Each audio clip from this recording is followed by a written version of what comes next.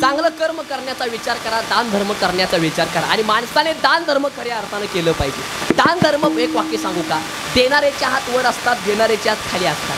देणाऱ्याला कधीच कमी पडत नसतं, घेणाऱ्याला कधीच पडत नसतं.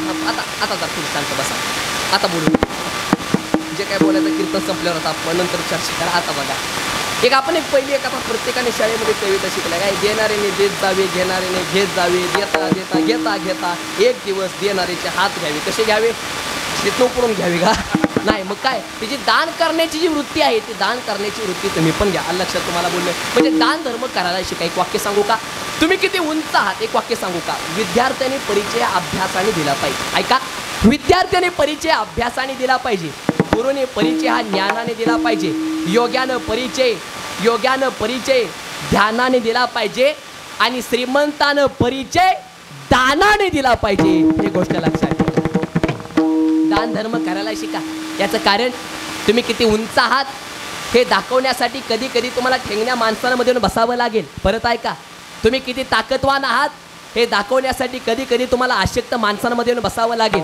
तुम्ही किती गोरे आहात हे दाखवण्यासाठी कधी कधी तुम्हाला काळ्या माणसांमध्ये बसावं लागेल. परत ऐका, तुम्ही किती श्रीमंत आहात हे दाखवण्यासाठी कधी कधी तुम्हाला गरिबांमध्ये बसावं लागेल. अर्थात गरिबांची मदत केली पाहिजे आणि दान धर्म आपण केला पाहिजे. आज या परिवाराचा प्रत्येकाने आदर्श घेणं गरजेचं आहे. अरे बाबा, तुमच्या गावामध्ये एखादा माणूस आहे, तुमच्या गावामध्ये एखादा माणूस आहे, बिचारीची बायपास सर्जरी करायची आहे, 1.5 लाख रुपये खर्च आहे, आपण त्याला मदत करणं आपलं बोला आपण त्याला मदत करणं आपलं काम आहे. तुमच्या गावामध्ये एखादी मुलगी आहे, बिचारीची आई विधवा आहे, मुलीचं लग्न करायचं आहे, 50,000 रुपये खर्च आहे, आपण त्याला मदत करणं आपलं काम आहे. तुमच्या गावातला एखादा मुलगा आहे, बिचारा 12वीला आहे, पण चांगला अभ्यास करतो, हुशार आहे, ॲडमिशन घ्यायचं आहे, पैशाची गरज आहे, परिस्थिती नाजूक आहे, आपण त्याला मदत करणं आपलं काम आहे. तुमच्या गावामध्ये समजा एखाद्या सप्ताह आहे, सप्त्यामध्ये पैशाची गरज आहे, आपण त्याला मदत करणं आपलं काम आहे. तुमच्या गावामध्ये देवाचं मंदिर बांधायचं आहे, पैशाची गरज आहे, आपण त्याला मदत करणं आपलं काम आहे. तुमच्या गावामध्ये तमाशा आणायचा आहे, 5,000 रुपये कमी पडले तर आपण त्याला मदत करणं आपलं काम आहे.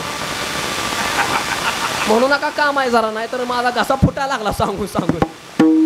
अरे चांगल्या कामाला मदत करणं आपलं काम आहे. आता मला सांगा, परत ऐका, चांगल्या कामाला मदत करणं आपलं काम आहे. एक वाक्य सांगू का, तुम्ही किती मोठे आहात हे महत्त्वाचं नाही. अरे दादा, तुमची श्रीमंती कुणाच्या कामाला येत असेल तर तुमची श्रीमंती मला सांगा. आता उदाहरणार्थ समजा आपण समुद्रातून प्रवास करतो. मला सांगा, एखाद्या वेळेस एखादा माणूस समजा समुद्रातून प्रवास करत असला आणि त्या जर माणसाला जर अचानक तहान लागली असेल तर त्या जर माणसानं समुद्राकडे एक ग्लास जर पाणी मागितलं असेल तर सांगोलकर, मला असं तुम्हाला सर्वांना प्रश्न विचारायचा आहे, एवढा मोठा समुद्र त्या माणसाला एक ग्लास तरी पाणी देऊ शकेल का?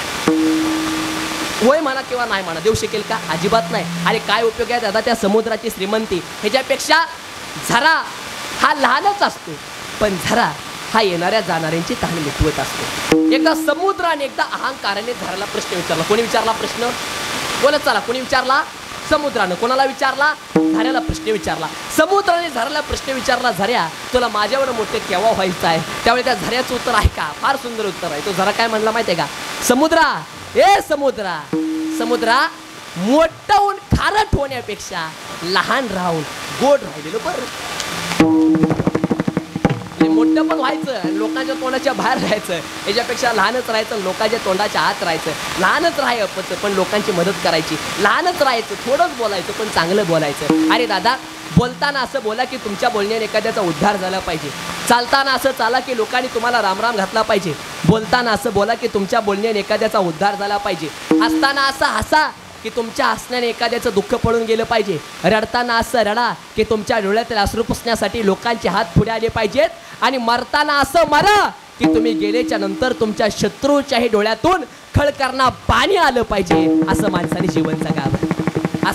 जीवन जगावं, दान धर्म करायला शिका. अरे आज खरं तर आज कौतुक केलं पाहिजे परिवाराचं. दान धर्म यांनी केला, कीर्तनाचा कार्यक्रम ठेवले. पण आज विशेष म्हणजे आज शाळेच्या पटांगणमध्ये हे कीर्तन होते. अर्थात शाळेमध्ये हे कीर्तन होते. आणि माझं तर असं म्हणणं आहे,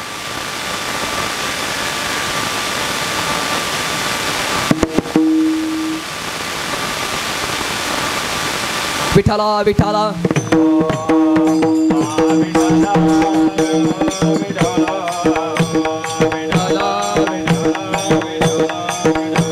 विठाला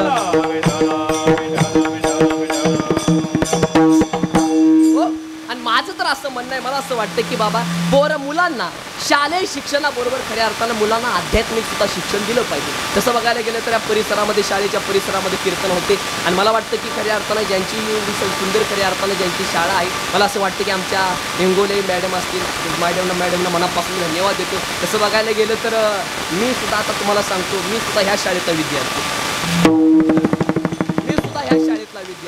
मी पहिली ते तिसरी म्हणजे मी ह्या शाळेत होतो. मला वाटतं अजून आठवते, मागे इमारत वगैरे काय नव्हती, अशा आपली ती शाळा होती आणि या जो ए नंबरचा एकदम पलीकडला वर्ग होता त्या वर्गामध्ये होतो आणि जरा पहिल्यांदाच एवढ्या लांब म्हणजे पहिलीला इथं आलतो तेव्हा मी रडायला चालू केलं. मला काहीच कळत नव्हतं इकडलं, म्हणजे वेगळं होतं. पण असू द्या, तरी सुद्धा अजून मला आठवते, म्हणजे 10 वर्ष जवळपास होऊन गेली, पण अजून सुद्धा मला आठवते की आपल्या शाळेमध्ये प्रार्थनेला म्हणजे गुरुला वंदन दररोज केलं जात होतं. जे संस्कार जे होतात ते संस्कार कसे घडवावे ही सह्याद्री इंग्लिश मिडियम स्कूल ह्या शाळेकडून आपण शिकलं पाहिजे.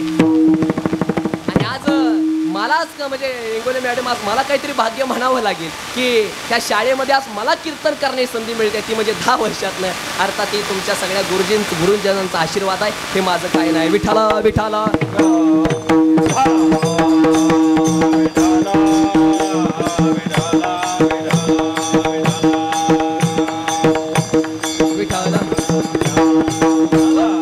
माझा मुद्दा हा चाललाय, माझा विषय हा चाललाय, माणसाने दान धर्म केला पाहिजे, देवाची भक्ती केली पाहिजे, चांगल्या गोष्टीचा माणसाने विचार केला पाहिजे. पण संसारातून तरायचा माणसाने विचार केला पाहिजे. पण का बरं संसारातून तरलं पाहिजे?